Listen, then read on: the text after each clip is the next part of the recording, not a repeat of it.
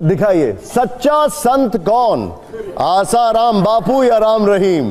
मैं क्या कह रहा हूं, आपने कहा इनमें से बेटर साधु कौन, तो इनमें से कौन है बता दीजिए। सच्चा संत कौन? हाँ, सच्चा संत आप कौन? ये तो ये डिसाइड कौन करेगा सच्चा संत कौन? आप बता दीजिए। आपका आप डिसाइड करेंगे ना, मैं डिसाइड करूंगा और ना ही जनता डिसाइड करेगी।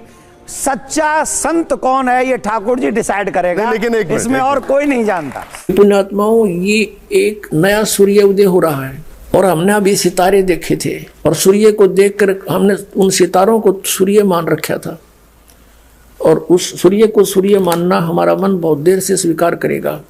इसलिए ढेर सारे प्रमाण दिखाने पड़ेंगे कि सदग्रंथों में लिखा है, उन्हीं से हमने पहचानना है। देखिएगा, अब तत्वदर्शी संत की पहचान बताई है 15वें अध्याय के प्रथम मंत्र में श्रीमद् भगवत गीता में, कि जो संत इस उल्टे लटके हुए संसार रूपी वृक्ष के पत्तों से लेकर मूल तक विस्तार से बताता है, भिन्न भिन्न बताएगा, स वेदवित वो तत्वदर्शी संत है।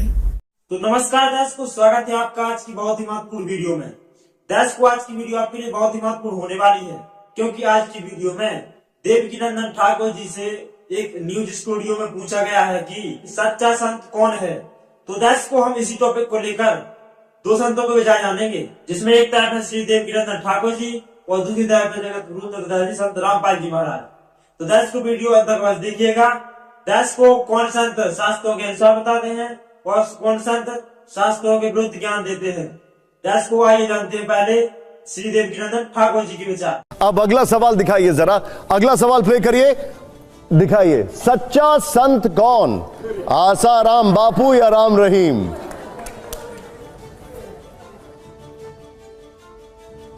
बहुत लंबा पॉज लिया है आपने। आपने पूरी प्लानिंग, आपके जितने भी ये शो बनाने वाले लोग हैं उन्होंने प्लानिंग की है कि सिर्फ मुझे फंसाना है। नहीं, अब सुनिए, इस पे भी सुनिए।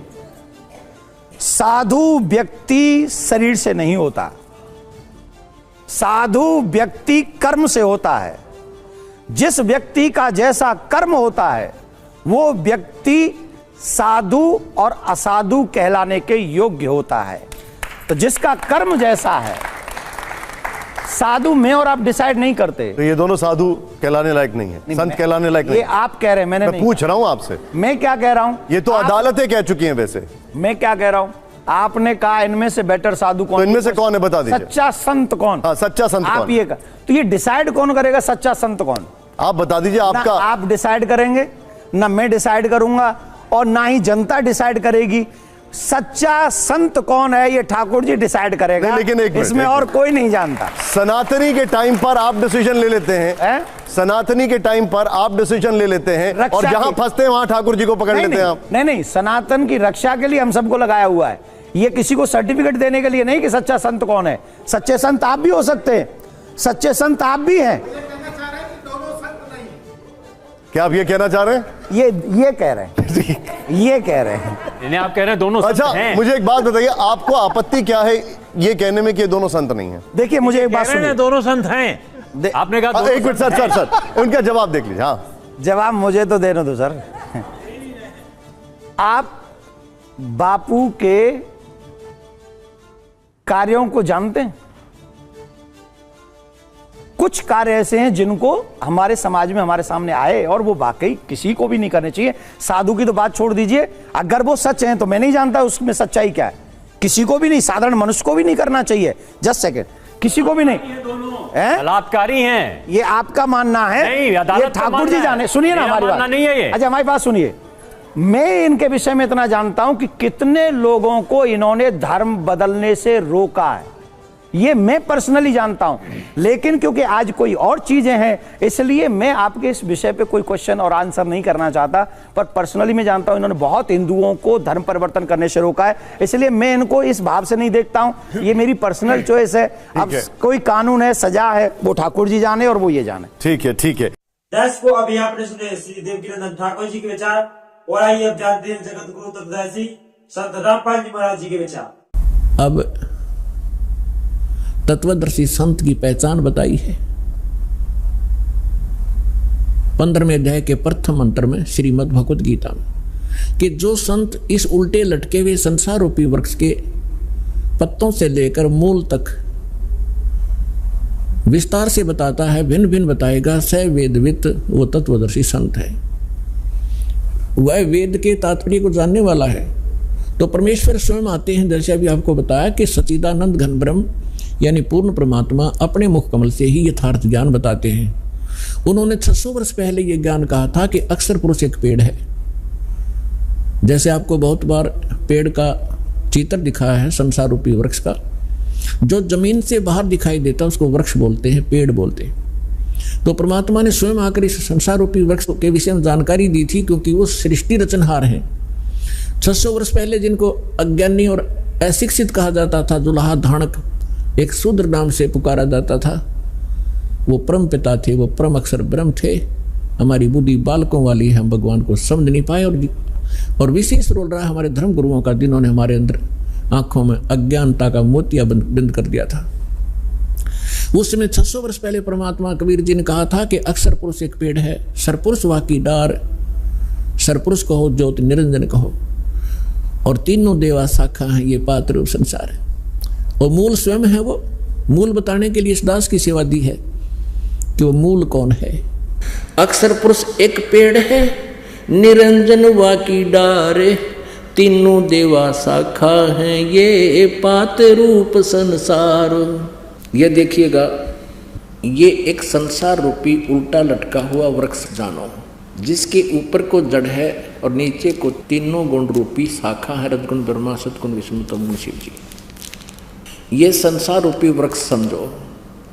अब जो जमीन से बाहर दिखाई देता है उसको वृक्ष बोलते हैं।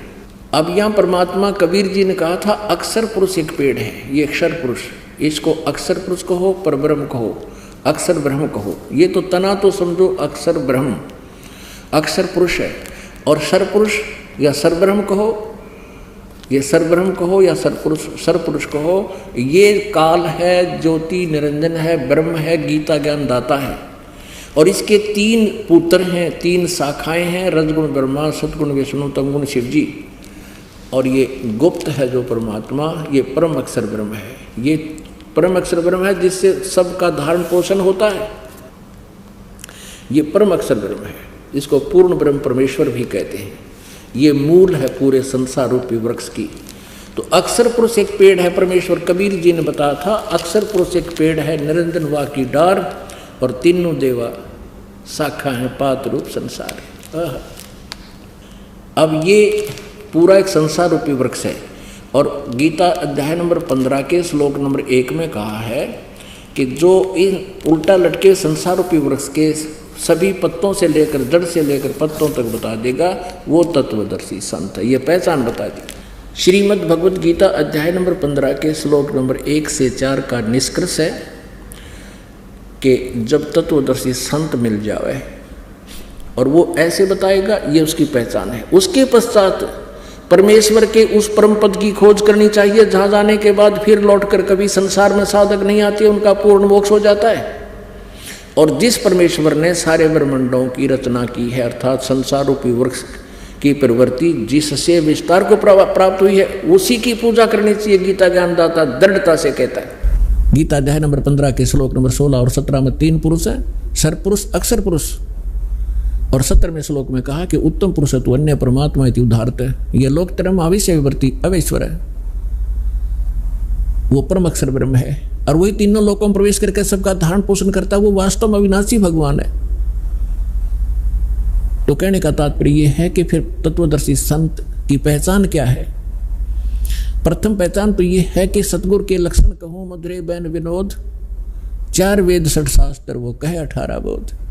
यानी वो परमात्मा का जो कृपा पात्र होगा वही सतगुरु होते हैं और वही तत्वदर्शी संत होते हैं, और वो सभी सदग्रंथों के यथार्थ ज्ञान से युक्त होते हैं। तो परमात्मा तो सारे सब कुछ जानकार हैं, सर्वज्ञ हैं, और फिर इस दास को वो ज्ञान युक्त बनाकर आप पुण्यात्माओं पर मेहर की परमेश्वर ने। अब जो प्रसंग चल रहा है,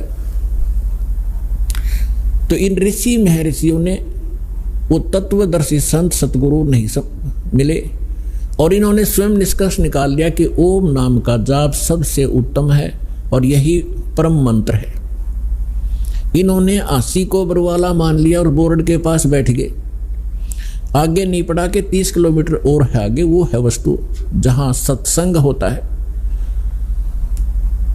अब दया करी है दाता ने इस दास के ऊपर कि 30 किलोमीटर आगे ये रास्ता है और वहाँ ऐसी सुविधाएं प्राप्त हैं, ऐसा ज्ञान प्राप्त है। तो क्या है वो, तो इन ऋषियों को ज्ञान हुआ नहीं। चुनक जैसे ऋषि, वो महापुरुष परमात्मा पाने के लिए तड़फ उठे, उनको ये ज्ञान हो गया कि इन देवी देवताओं की पूजा से कोई बनने वाला नहीं है, और उनको ये ज्ञान हो गया कि पूर्ण परमात्मा से ही पूर्ण मोक्ष होगा। उनका दुर्भाग्य था कि उनको तत्वदर्शी संत ना मिलने से उन्होंने ब्रह्म को और उसके ओम नाम को सुप्रीम गॉड मान लिया और श्रेष्ठ परम मंत्र मान लिया। ओम नाम का जाप, वेदों के अंदर ओम नाम के अतिरिक्त कोई मंत्र नहीं है। श्रीमद् भगवत गीता में भी ओम के अतिरिक्त कोई मंत्र नहीं है। जितने भी ये पुराण हैं ये गॉड गिवन नहीं है, ये ऋषि महर्षियों के अपने अनुभव हैं। जैसा उन्होंने परमात्मा को जाना, जैसे उन्होंने डले डोए, वो अनुभव उसमें लिख रखा है। लेकिन जो वेद से नहीं मेल खाता वो व्यर्थ है। ओम नाम के अतिरिक्त कोई मंत्र किसी भी जाप उसमें सदग्रंथों में नहीं है, और उसके अतिरिक्त किसी पुराणों के अंदर कोई अन्य मंत्र हैं तो वो यदि वेद से मेल नहीं खाते हैं तो हमें वो हानिकारक हैं। वो आन उपासना है, वो शास्त्र विधि को त्याग कर मनमाना आचरण होता है, जो गीता अध्याय नंबर 16 के श्लोक नंबर 23 और 24 में मना किया है कि जो शास्त्र विधि को त्याग कर मनमाना आचरण करते हैं उनको न तो कोई सुख होता है, ना कोई उनकी कोई सिद्धि प्राप्त होती है, और न ही उनकी परम गति होती है, अर्थात यूजलेस। इससे तेरे लिए अर्जुन कर्तव्य और अकर्तव्य की व्यवस्था में 24वें श्लोक में कहा, 16वें अध्याय के कर्तव्य और अकर्तव्य की व्यवस्था में अर्जुन शास्त्र ही प्रमाण है, किसी व्यक्ति विशेष के कहने से भ्रमित ना होना। तो पुण्यात्माओं, दास वो साधना आपको दे रहा है जो हमारे सदग्रंथ गवाह है जिनके, और उसी से मोक्ष संभव है। और इसके साथ साथ जिन महापुरुषों का मोक्ष हुआ उन्होंने कौन से मंत्र, कौन सी साधना की, वो भी रूबरू कर रहा हूं, जिससे आपको दृढ़ विश्वास हो और आप अपना आसानी से कल्याण करा सकें। क्योंकि हम साधना बहुत की आपने, आज के नहीं हो, आपने सतयुग त्रेता द्वापर में भी बहुत गणे तप, बहुत गणे जप, इन नकली मंत्रों के और हठ योग किए हैं। परमात्मा के बिना ये आत्मा उसी दिन से तड़फ उठी थी जिस दिन से उससे बिछुड़ कर आई थी, क्योंकि जो सुख सतलोक के अंदर था इसको यहाँ कहीं प्राप्त नहीं हुआ। राजा बनकर देख लिया, रंग अपने आप ही बन जाता है, और फिर सेठ साहूकार बनकर भी देख लिया, वो सुख नहीं मिला। क्योंकि जो सुख है वो इस 21 ब्रह्मांड में उसका नाम निशान नहीं है। जिस सुख की हम खोज कर रहे हैं वो सुख वहां मिलेगा जहां वो सुख है, सतलोक के अंदर। अब कोई खल की बोरी में अरखांड का टेस्ट ढूंढ रहा है तो चेक आखिरी तक खोज लिया, उसकी तली तक भी खड़ ही मिलेगी। इसी प्रकार बोरी, जो खांड की बोरी, बूरा की बोरी के अंदर आप पहुंचोगे तो कहीं से भी निकाल लेना, मीठी ही मीठी होगी। इसी प्रकार सतलोक एक सुख सागर है, जहां आप पहले रहा करते थे। वहाँ मृत्यु नहीं, वहाँ वृद्ध अवस्था नहीं, वो जंत्र, ये नाड़ी तंत्र से बना हुआ वहाँ का शरीर नहीं, बहुत सुंदर एक तत्व से बना हुआ नूरी शरीर आपका होगा। सदा युवा रहोगे, मृत्यु नहीं होती, परिवार ज्यों का त्यों होगा। उसकी डुप्लीकेट ज्यों की तो नकल है ये सृष्टि यहाँ की, लेकिन ये मिट्टी से बने हुए खिलौने हैं। वो अजर व अमर शरीर प्राप्त होंगे आपको, और आप ऐसे ही प्राप्त थे पहले। अपनी गलती से हम यहाँ फंस गए, अब आपको पता चलेगा कि हम कैसे फंसे। जैसे सृष्टि रचना में दास आपको सुनाता है, जो परमेश्वर ने स्वयं आकर हमें यहाँ सुनाई और बताई। क्या बताते हैं? अक्षर पुरुष एक पेड़ है, निरंजन वा की डार, और तीनों देवा शाखा है, ये पात रूप संसार। अब थोड़ा सा ये सृष्टि रूपी आपको दिखाते हैं संसार। देखिएगा, परमेश्वर ने गीता जी अध्याय नंबर 15 के श्लोक नंबर 1 में कहा है, ऊर्ध्व मूलम अधः शाखम, ऊर्ध्व मूलम अधः शाखम अश्वत्थम प्राहु अव्यम। ये देखिएगा, ये श्रीमद् भगवत गीता, जय दयाल गोविंद का इसके अनुवादक है। अथ पंथ 10 अध्याय, यो 15वां अध्याय, प्रथम श्लोक। ऊर्ध्व मूलम अधः शाखम अश्वत्थम प्राहु अव्यम छंदासी यस्य पर्णानि ये तम वेद स वेदवित। अनुवाद करता कर रहा है, आदि पुरुष परमेश्वर मूल वाले, यानी आदि पुरुष परमेश्वर तो इसकी जड़ समझो भगवान के पूर्ण पेड़ की, संसार रूपी वृक्ष की, और अधः शाखम ब्रह्मा रूप मुख्य शाखा वाले। ये गलत अनुवाद किया है। अधः माने नीचे होता, देखिएगा ये इन्हीं के द्वारा दूसरे श्लोक में 15वें अध्याय के में 2 बार अधः शब्द है, इसका यहां अनुवाद किया है। अधः माने नीचे, अधः माने नीचे, ये बिल्कुल सही कहा किया। और यहां ये विचलित हो गए, ब्रह्मा गड़ाएं रखे, इसने प्रजापति माना है। अब क्या है, ऊर्ध्व मूलम, ऊपर को तो जड़ वाला, नीचे को शाखा वाला, अधः शाखम नीचे को शाखा वाला, और संसार रूपी पीपल के वृक्ष को अविनाशी कहते हैं। वेद जिसके पत्ते कहेंगे, ये छंदासी, ये छंदासी का अर्थ वेद कर दिया ना। छंद माने विभाग, टुकड़े। उस संसार रूप वृक्ष को जो पुरुष, जो संत मूल सहित तत्व से जानता है, स वेदवित, वह वेद के तात्पर्य को जानने वाला, अर्थात वो तत्वदर्शी संत है। अब देखियो, भगवान आए थे तत्वदर्शी संत बन के। उन आत्माओं, गीता जी अध्याय नंबर 15 के श्लोक नंबर 1 में स्पष्ट कर दिया कि ऊर्ध्व मूलम अधः शाकम प्राहु अश्वत्थम अव्यम और छंदासी यस्य पर्णानि ये तम वेद स वेदवित। अब क्या बताया है कि उस संसार रूपी वृक्ष के ऊपर न तो जड़ तो मूल मालिक है, कुल परमात्मा समझो, जिससे सारे ब्रह्मांडों को आहार मिलता है, वो सबका धारण पोषण करता है, वो परमात्मा तो समझो संसार रूपी वृक्ष की जड़ है। और नीचे को तीनों गुण, रजगुण ब्रह्मा, सतगुण विष्णु, तमगुण शिव जी रूपी शाखाएं हैं। और जो संत इनके सभी पार्ट्स को, सभी विभागों को बता देगा, तना कौन है, मूल कौन है, टार कौन है, और पत्ते कौन, शाखा कौन, सवेदवित, वो तत्वदर्शी संत है। परमेश्वर ने 600 वर्ष पहले बताया था। देखिएगा ये अब संसार रूपी वृक्ष का चित्र। ऊर्ध्व मूलम अधः शाखम, ऊपर को जड़ वाला, जड़ तो समझो पूर्ण परमात्मा परम अक्षर ब्रह्म है, और नीचे को शाखा वाला। परमात्मा ने कहा अक्षर पुरुष एक पेड़ है, ये समझो इतना। पृथ्वी से बाहर जो दिखाई देता है उसको पेड़ कहते हैं। ये अक्षर पुरुष तना है, ये तो अक्षर पुरुष है। जैसे गीता जी अध्याय नंबर 15 के श्लोक नंबर 16 और 17 में 3 पुरुष बताए हैं, एक अक्षर पुरुष, एक ये सर पुरुष यानी ज्योति निरंजन डार, और एक परम अक्षर ब्रह्म है, उत्तम पुरुषत्व अन्य, ये जड़ है, ये परम अक्षर ब्रह्म है, ये मूल मालिक है, पूर्ण परमात्मा आदि पुरुष परमेश्वर तो इस संसार रूपी वृक्ष की जड़ समझो। तो क्या बताया परमात्मा ने कि अक्षर पुरुष एक पेड़ है, और ज्योति निरंजन वा की डार, इसको सर पुरुष भी कहते हैं, ब्रह्म भी कहते हैं, इसको काल भी कहते हैं। इसको डार समझो, सरपुरुष सरब्रह्म अर्थात सरपुरुष, इसको काल ब्रह्म भी कहते हैं, इसको सरपुरुष भी कहते हैं। ये अक्षर पुरुष कहलाता है। और तीनों देवा शाखा है, बाई पात रूप संसार। परमेश्वर ने 15वें अध्याय को गीता जी को इस एक ही अपनी अमृतवाणी के एक ही लोकोक्ति में, एक ही दोहे में स्पष्ट कर दिया है।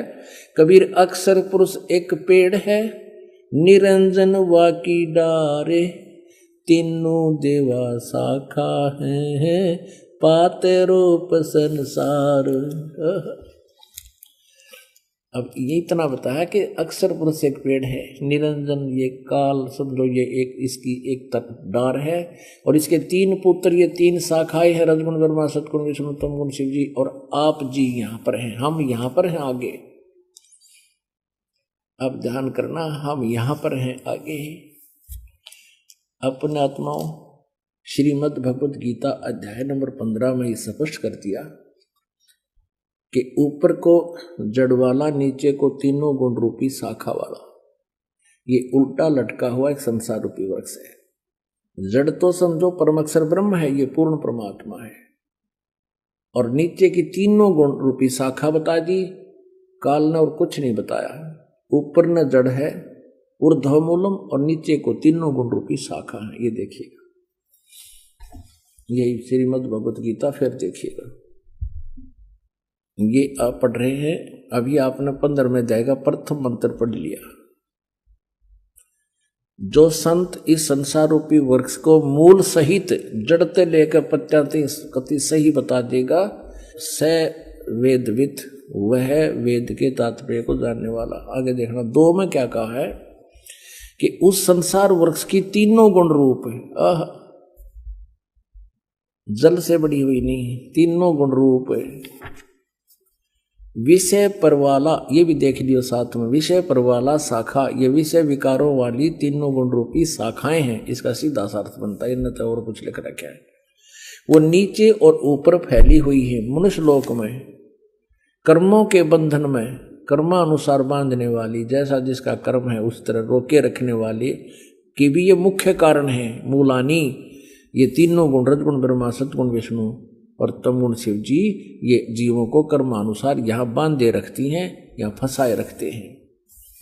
ऊपर और नीचे व्यापत हो रही है तीनों, यानी ब्रह्मा विष्णु महेश जी की जो स्थिति है, इनका जो प्रभुता है इस पृथ्वी लोक पर, नीचे पाताल लोक पर और ऊपर स्वर्ग लोक पर, इनमें एक एक विभाग के मंत्री हैं। ये रजगुण विभाग के ब्रह्मा जी, सतगुण विभाग के विष्णु जी, तमगुण विभाग के